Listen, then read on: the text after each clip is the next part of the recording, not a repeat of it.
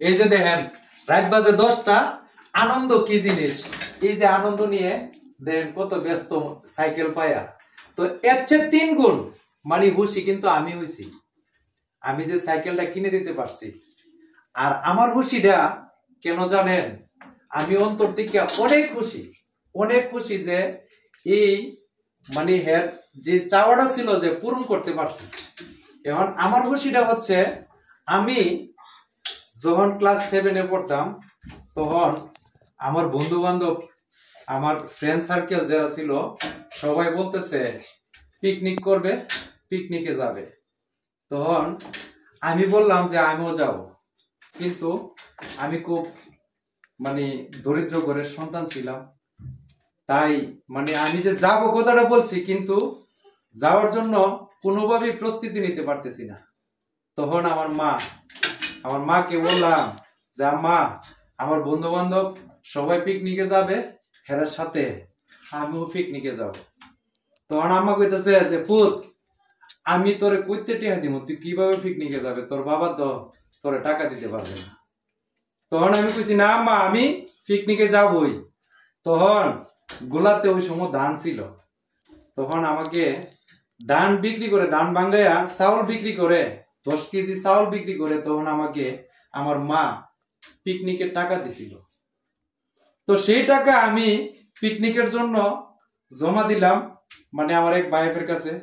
তো জমা দেওয়ার পরে সবার টাকা মিলাইয়া মানে পিকনিকের জন্য যত আয়োজন লাগে সবকিছু কিনে আমরা, মানে ওই সময় বর্ষার সিজন ছিল, নৌকা দিয়ে ভ্রমণ করব এবং আনন্দ উল্লাস করব, এনজয় করব। এই প্রিপারেশন নিয়ে আমরা সব প্রস্তুতি রেডি করে আমরা যাওয়ার উদ্দেশ্যে রওনা দিব। নৌকা অলরেডি গাড়ার থেকে বাসায় দিছি।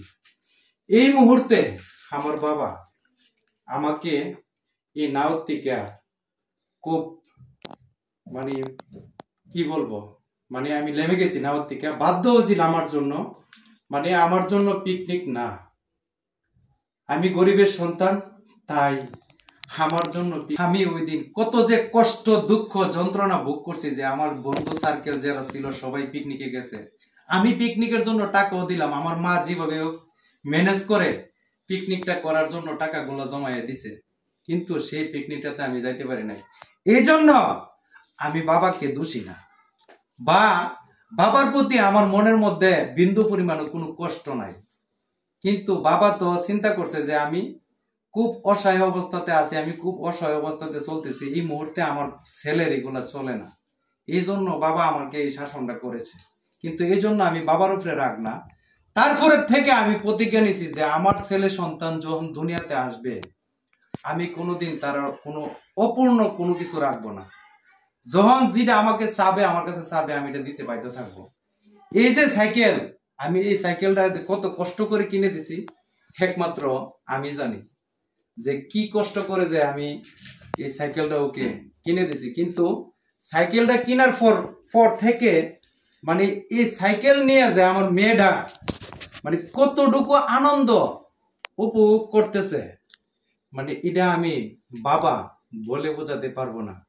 আমার বড় ছেলে একদিন আমাকে বলতেছে, বাবা আমি একটা গিটার কিনবো।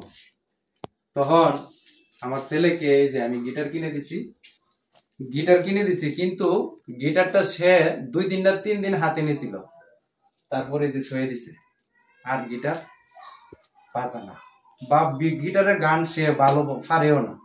কিন্তু এই যে মনের একটা আনন্দ যে আমি গিটার কিনবো, কিন্তু কিনে দিছি।